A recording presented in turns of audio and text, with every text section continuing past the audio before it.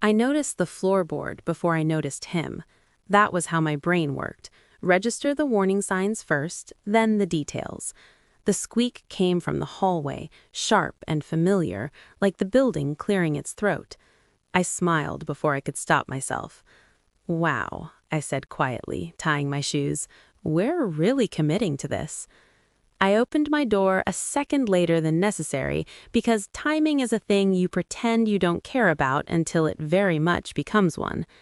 Elliot stood a few steps down the hall, jacket on, keys in hand, mid-pause, like he'd just stepped on the floorboard and was now being judged by it. He looked up when he heard my door. "Oh," he said.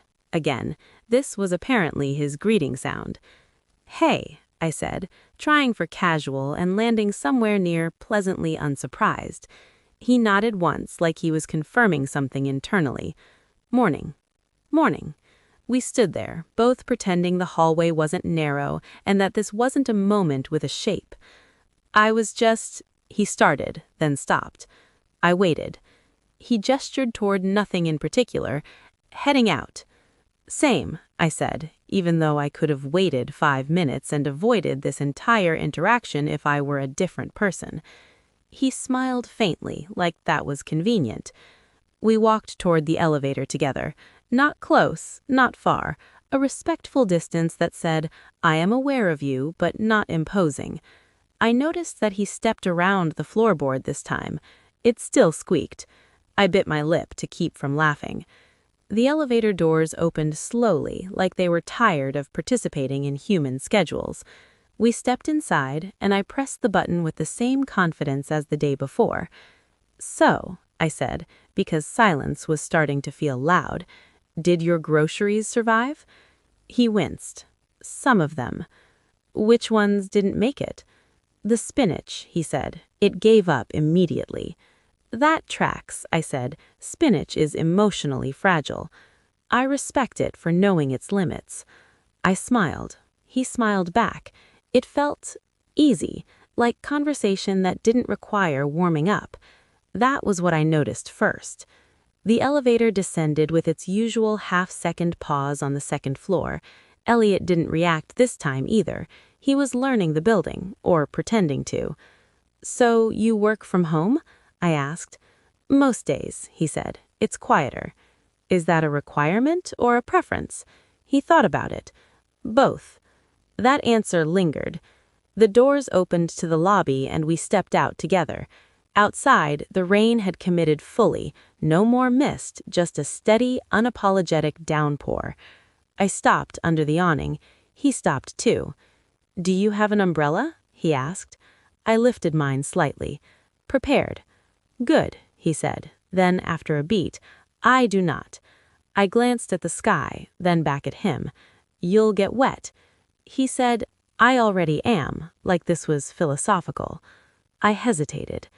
This was one of those moments, the kind you recognize not because it's dramatic, but because it presents you with a choice that feels slightly heavier than it should. I could offer to share. I could not. If I offered, it might mean something, or it might mean nothing, but either way it would become a data point, a thing to interpret, a thing to explain later. If I didn't, I could keep things clean, simple, undefined. "I'm heading toward the bookstore," I said carefully. "It's not far." He nodded. "I'm going the same direction." Another pause. I adjusted my grip on the umbrella. "You can walk under this if you want." He looked genuinely surprised, not suspicious, not calculating, just surprised. "Oh," he said. "Are you sure?" "Yes," I said, too quickly, then softer. "It's big enough." He stepped closer and suddenly the space felt different, not crowded, just shared. We walked. The rain hit the umbrella in a steady rhythm, close enough that I could hear it clearly. Elliot kept a careful distance, like he was aware of the invisible line between courtesy and intimacy. I noticed that too.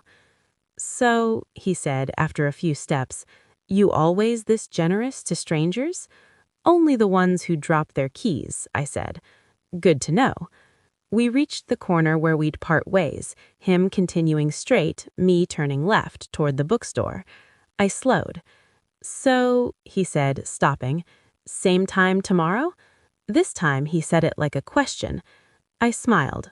"Probably." "Okay," he said. "Then see you." "See you," I said. He stepped back into the rain without hesitation, like he'd already accepted the consequences.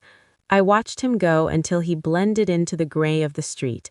Then I turned and walked to work, my umbrella suddenly feeling very big and very empty. Inside the bookstore, the familiar smell of paper and dust wrapped around me like reassurance. I set my umbrella by the door and shrugged off my jacket. "Morning," my boss said from behind the register, not looking up. "Morning. You look pleased," he said, finally glancing up. "I do not," I said automatically. He hummed, unconvinced. I shelved returns, answered questions, rang up customers. Life resumed its normal pace, but my brain kept drifting back to the umbrella, to the way he'd stepped under it without making it awkward, to the way he'd asked "same time tomorrow" like it was a thing that already existed. I told myself not to read into it. I told myself that if he wanted something more, something clearer, he would say so. That clarity didn't hide. That interest didn't require interpretation. Still, when I closed the shop that evening and walked home, I noticed the floorboard again. It squeaked. I smiled. Some things didn't have to be loud to be noticed.